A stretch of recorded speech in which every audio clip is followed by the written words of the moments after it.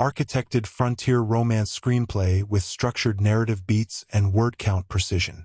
A horse tore down the dirt main street at full gallop. Two little girls froze in the middle of the road. A wagon was barreling at them from the other side. Someone screamed. The girls didn't move. Their hands were locked together. A figure broke from the boardwalk, dark braids swinging, moccasins kicking up dust. She hit the older girl shoulder first and rolled into the dirt. The younger one was scooped up under one arm. The wagon thundered past 3 feet from where they had been standing. The whole street went dead silent. The woman stood up slowly, holding both girls against her hip.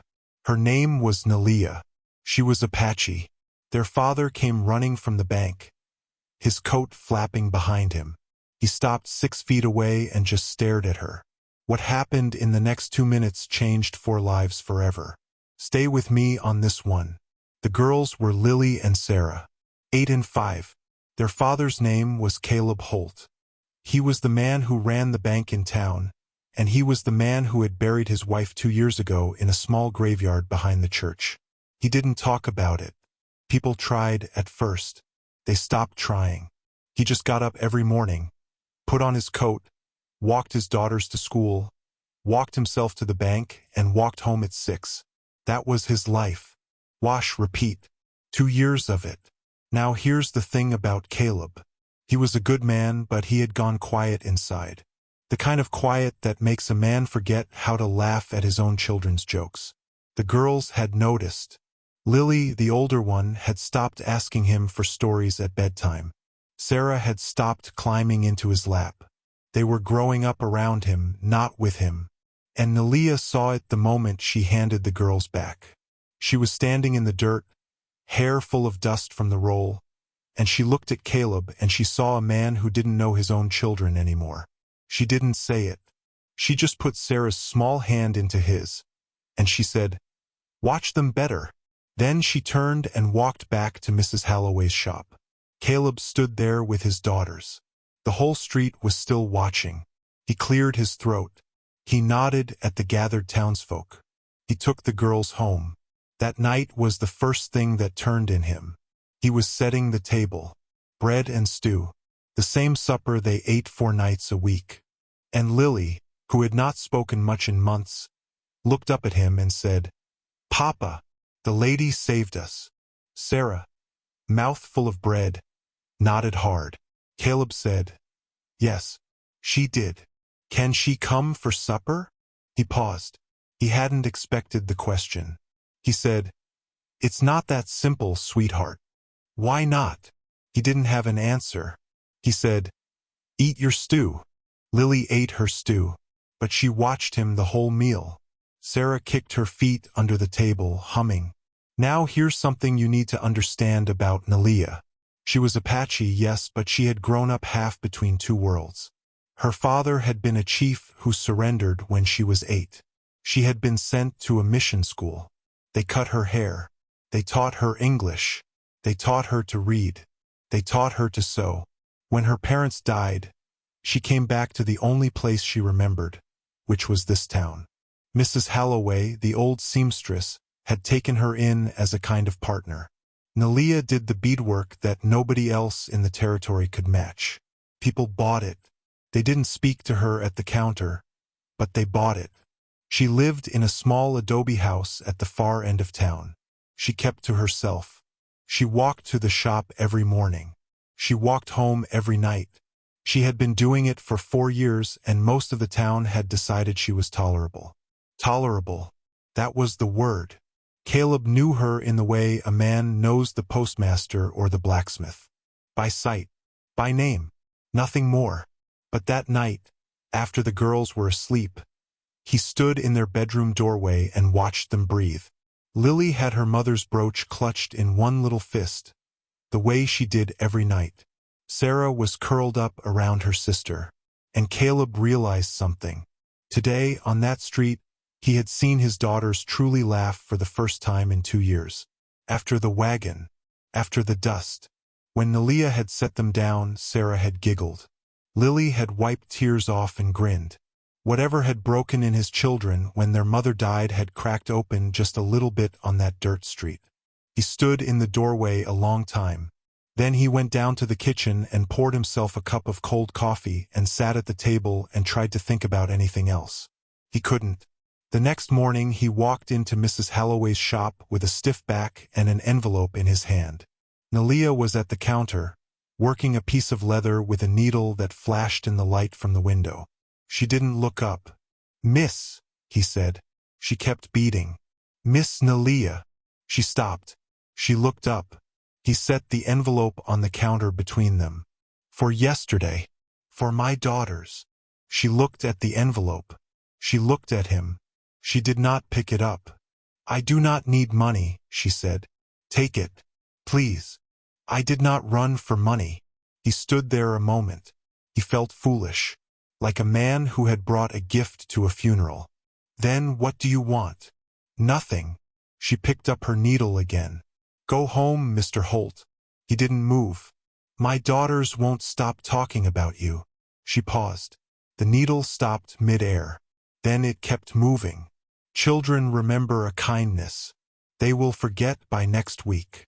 They haven't forgotten. They will." He left the envelope on the counter. He walked out. She watched him go. Then she looked at the envelope. She didn't touch it.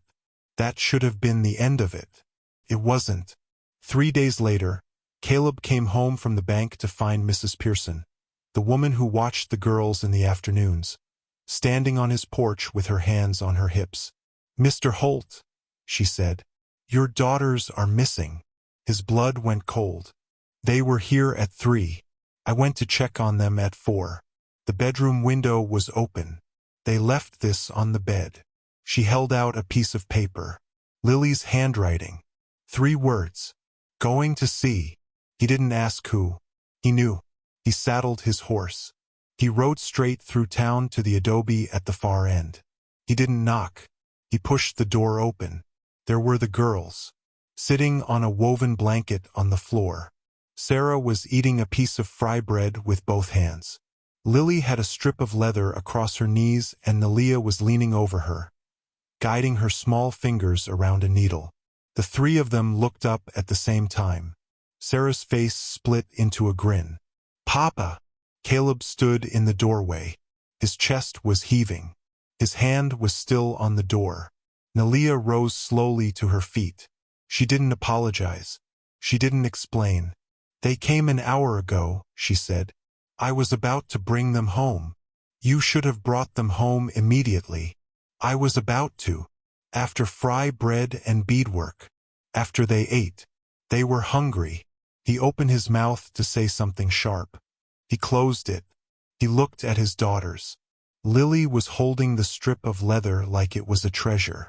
He sat down hard on the small wooden bench by the door. "Sarah, come here." Sarah came. She climbed into his lap with the fry bread and pressed her sticky fingers against his cheek. He held her tight. He looked over her shoulder at Nalia. "I'm sorry." She nodded once. She did not say it was all right. She just nodded. "May I sit a moment?" he said. "Before I take them home." She made him tea. He drank it slowly. The girls played with a small clay bowl on the floor. Nalia sat across from him and worked her beadwork, and she did not try to make conversation. Now here's where it turned. Caleb came back the next week. He brought a sack of flour. He said it was thanks for the fry bread. She told him she didn't need it. He left it anyway. The week after that, the girls came again. He came to fetch them. He stayed for tea. This kept happening. Believe me, neither one of them planned it. It just happened. The way snow piles up while you sleep. By the end of the month, half the town was talking. The other half was talking louder. Came to a head at the general store. Caleb had brought the girls in to buy ribbons. Sarah was holding a yellow one up to her hair.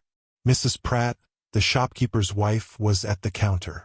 She was looking at Caleb with a face like sour milk. "Mr. Holt," she said. "A word." He turned. "I won't pretend it's my place, but it is the talk of the town. You're letting that squaw raise your daughters. The word landed in the store like a thrown rock. Lily stopped breathing. Sarah, who didn't know the word, looked up confused. Caleb set his hat back on his head. He took the ribbons out of Sarah's hand and put them on the counter. He took out a coin. He laid it down. He picked up the ribbons. "Good day, Mrs. Pratt." He walked out. He held the girls' hands all the way home. That night he sat with them on the porch. Sarah was in his lap. Lily was leaning against his arm. He said, "Girls, I'm taking you somewhere this weekend. Just the three of us. Anywhere you want.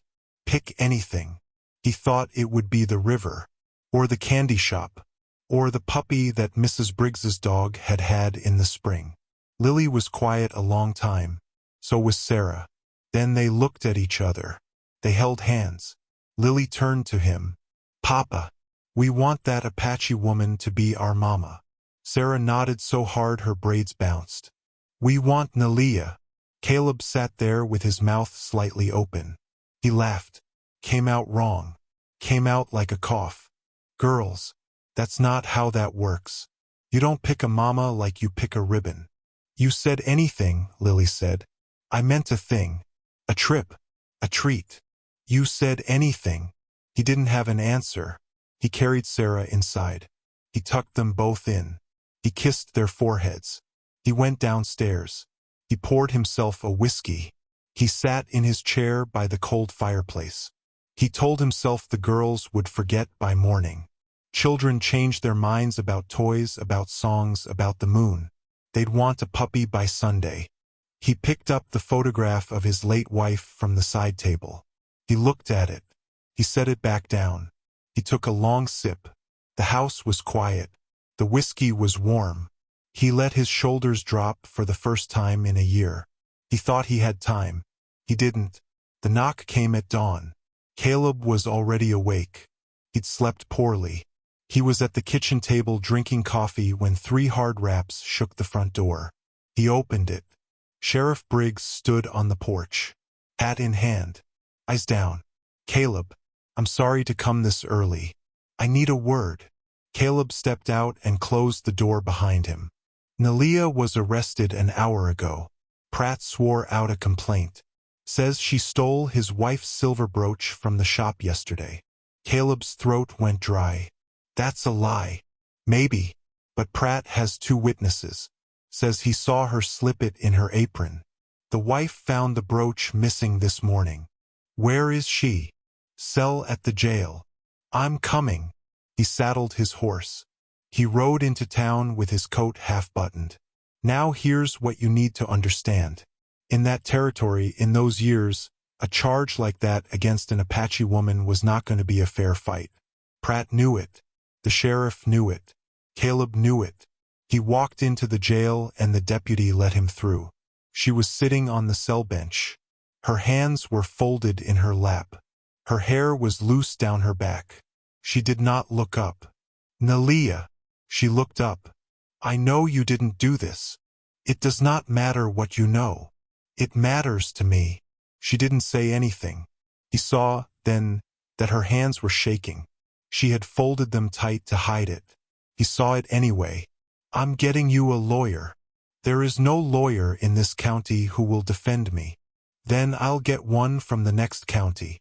"Caleb." It was the first time she had said his given name. "You should not do this. Your daughters need a father. A father with friends. With customers. With a bank that does not lose every account by next month. Let me worry about my bank. It is not just your bank. It is your name.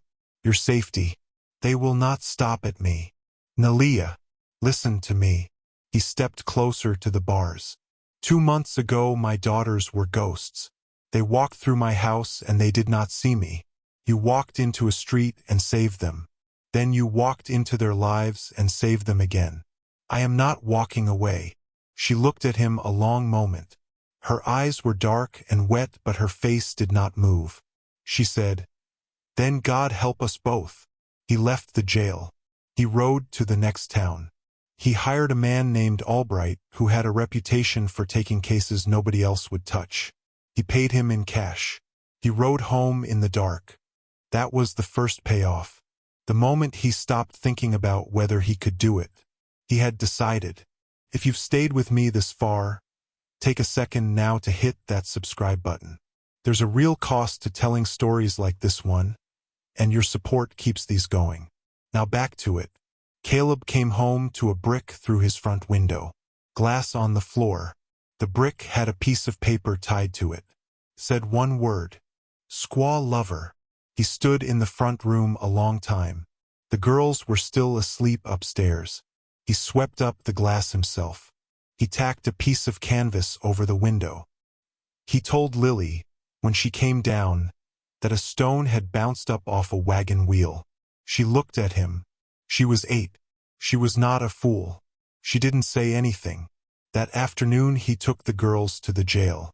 They stood on tiptoe to see Nelia through the small window. Sarah pushed her fingers through the bars and Nelia took them. Lily pressed her forehead against the iron and would not cry. Nelia whispered, "Be brave for your sister." Lily nodded. Lily pressed her mother's brooch through the bars, the same one she had clutched every night for 2 years. She said, "Hold it, so you don't be alone." Nelia took it. She closed her hand around it. When Caleb walked the girls home, he was quiet. He held both their hands. He felt something settle in him, something hard. That night he sat in his chair facing the front door. He had taken his rifle down from above the mantel. It was across his knees. He sat there till dawn. Nothing came, but he sat there anyway. The next day things got worse. The president of the bank's board, a man named Whitaker, came to see him at the office. Whitaker was a careful, polite man. He stood in Caleb's doorway with his hands behind his back. "Caleb, there is concern. The board is hearing things." "Hearing what?" "That you've taken up with the Indian woman. That you're funding her defense." "She didn't take anything." "That's for the court to say. Until then, we've had 3 withdrawals this morning. Important ones." "Are you asking me to step down?" "I'm asking you to consider what's best for the institution." Caleb stood up slowly. He looked at Whitaker for a long moment. "I will consider it. After the trial." "Caleb, the trial is in 2 days. The damage is being done now. Then let it be done." He held Whitaker's eyes until the man left. He went home that night and his front door had a long scratch dragged across it. Someone had taken a knife to the wood. He stood on the porch and he stared at it. The trial was in the morning. He went inside. He sat down in his chair. He put his rifle across his knees again. He waited.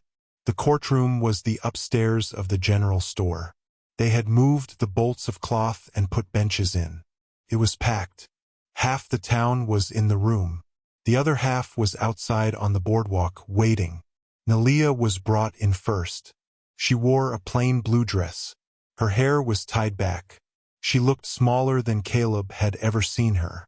She found his eyes the moment she sat down. He did not look away. The prosecutor was a man named Hicks. He was thin and he was loud. He paraded Pratt up to the stand first.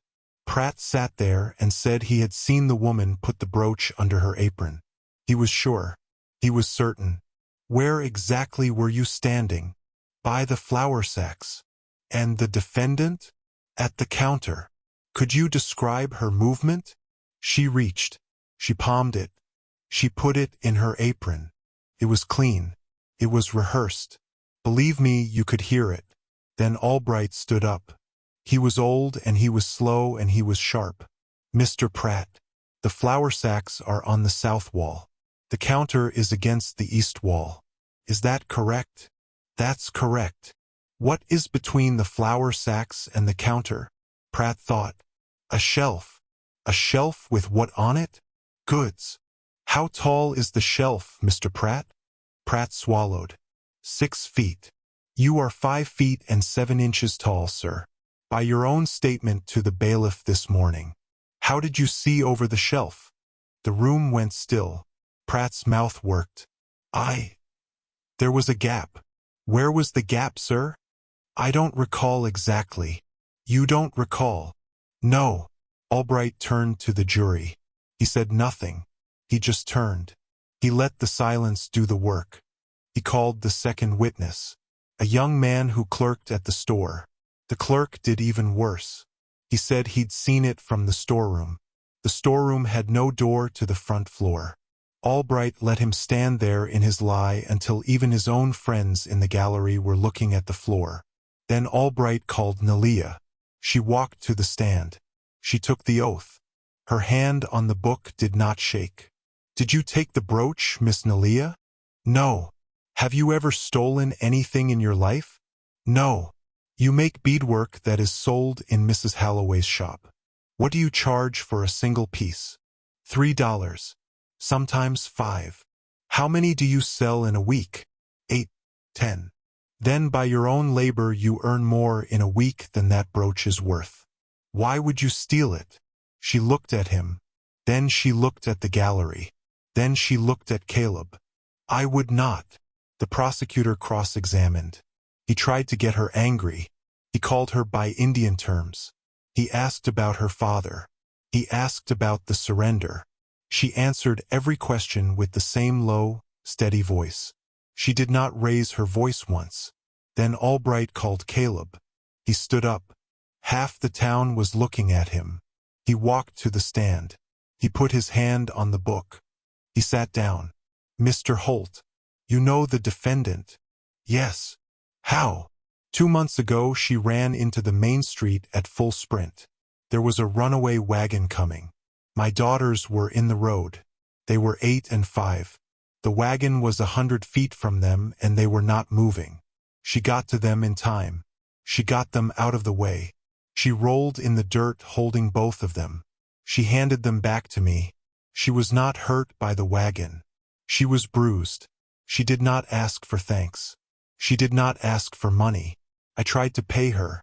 She refused. "Has she been around your daughters since?" "Yes." "In what capacity?" "My daughters chose to spend time with her. They walked to her house on their own. She fed them. She taught them to bead. She taught my older daughter how to braid her own hair. She taught my younger daughter the word for rain." "Mr. Holt, has she ever been alone in your home?" "Yes." "Has anything ever gone missing?" "No." "Has she ever asked you for money? For a gift? For a favor?" "No." "Not once." Caleb paused. His hands were on the rail of the witness box. They were steady. He looked at the jury. He looked past Hicks. He looked at every man on that bench. "I am the man whose daughters she saved. I am the man whose house she has been welcomed into. I am the man whose name is being dragged through this town because I will not lie about who she is. If she is guilty of anything, gentlemen, she is guilty of being kinder than we deserved. That is the only thing she is guilty of." The room did not move. He stepped down.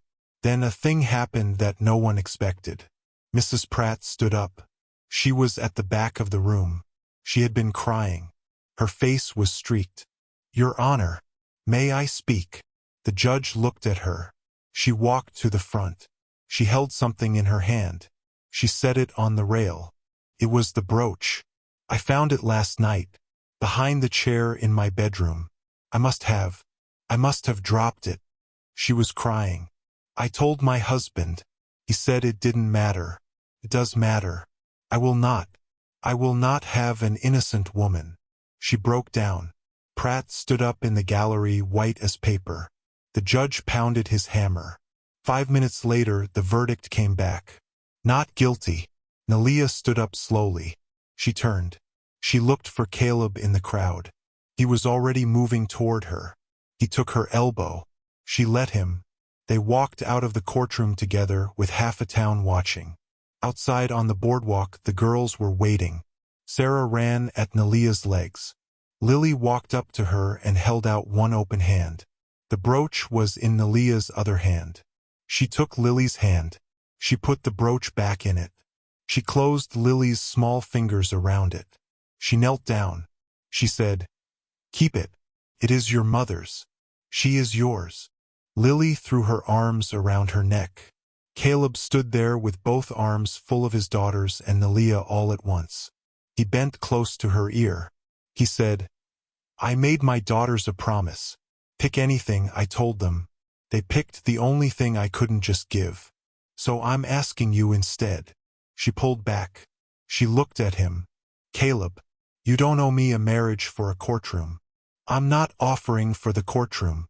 She held his eyes. "Then ask me properly. When the dust has settled. When you can ask me without all of them watching." He nodded. He helped her into the wagon. He drove her home. The girls sat between them. Sarah fell asleep against her hip. The dust was still in his eyes when he got there. The town did not change overnight. Believe me, that's not how towns work. Some folks crossed the street to avoid him at first. Some pretended nothing had happened. Some came up and shook his hand. The sheriff was one of those. So was old Mrs. Halloway. So was Mrs. Pratt, who never spoke a word of greeting to Caleb again, but who left a basket of bread on Nelia's porch every Sunday for the rest of her life. Whitaker, the bank board man, came back the day after the trial. He stood in Caleb's office. He said the board would like Caleb to stay on as a teller, but not as a manager. Caleb resigned that afternoon. He took his savings. He took the small office above the saddler's shop. He put up a sign that said Holt Loan and Trust. 3 farmers came to him in the first week. 5 came the second. By the end of the month he was making it. Now the asking. That took him 3 weeks. He wanted to do it right. He waited. He let the dust settle, like she had asked. Then on a Sunday he packed a basket. Bread, cheese, apples, a jar of honey. He hitched the wagon. He brought the girls. They drove out to a creek bed 2 miles from town. Sycamores on both sides. A flat rock by the water. The girls sat on a blanket. He told them to stay there. He took Nelia by the hand and he walked her 10 paces away. He said it plainly. "Nelia, will you marry me?" Yes. That was it. That was the whole proposal. No long speech. He had thought about a long speech for 3 weeks. He realized when he opened his mouth that she didn't need one. She put her hand on the side of his face. He closed his eyes for a second. It was the first time anyone had touched his face like that since his wife had died. When they walked back to the blanket, the girls were watching them, holding their breath. Lily said, "Did she say yes?" Caleb said, "She said yes." Sarah screamed. Just screamed for joy. She tackled Nelia around the knees. Lily came over slower. Lily put her arms around Nelia's waist. She said, "You are our mama now." Nelia said, "Yes." The wedding was small. The pastor was nervous. He did it anyway. Mrs. Halloway gave Nelia away. The girls scattered flower petals up and down the aisle. Sarah fell asleep at the supper after, in Nelia's lap, with cake frosting on her chin. A few months passed. Then more. The girls bloomed. Lily started laughing at her own jokes. Sarah started crawling into Caleb's lap again at the supper table. In the evenings, the 4 of them would sit on the porch. Nelia would teach the girls Apache words. Rain, sister, star, mountain. Caleb would listen. Sometimes he would try the words. He was bad at them. The girls would laugh. He realized one night, sitting there, that he was laughing too. It had been a long time. One spring evening, Caleb was on the porch alone. The sun was going down behind the cottonwoods. The girls were inside helping Nelia with supper. The screen door opened. Nelia came out. She stood next to him. She said, "Caleb." "Yes. I am going to have a baby." He turned. He looked at her. He took her hand. He held it a long time without saying anything. Then he said, "I was a man with a hole in my life. I walked around the hole every morning and every evening. I stepped over it at the supper table. I kept it from my children. Then 2 little girls pointed at you in the street and said they wanted you for a mama, and I almost said no." "You almost did." "I almost did." She laughed quietly. "They saw it before we did, Caleb. They did." Inside, Lily was telling Sarah to stop putting her finger in the gravy. Sarah was telling Lily she wasn't her boss. Nalia pressed her shoulder against his. He turned and kissed her hair. A year later, in the same dirt main street where Nalia had run for 2 children who were not her own, Caleb walked his family from one end of town to the other. Lily was 9. Sarah was 6. Nalia carried a baby boy with hair as black as hers and eyes the same brown as Caleb's. Caleb walked with one hand on Lily's shoulder and one hand on the small of Nalia's back. People still stared. Some still didn't speak. Some did. The 5 of them did not look back. That dirt street was the same dirt street. But the family walking down it was not the family who had stood on it that afternoon a year and a half ago, frozen in place while a wagon barreled toward them. Caleb had told his daughters they could pick anything they wanted. He had thought they would pick a candy, a puppy, a trip to the river. What they picked was a woman in a doorway, a woman the whole town had decided was tolerable, a woman who had run into a street and changed 4 lives in 2 minutes. 2 little girls had seen it before either of the grown-ups had the sense to. That was the whole story. That was what he told their son one day, when the boy was old enough to ask how his mama and his papa had found each other. He said, "Your sisters knew first," and he meant it.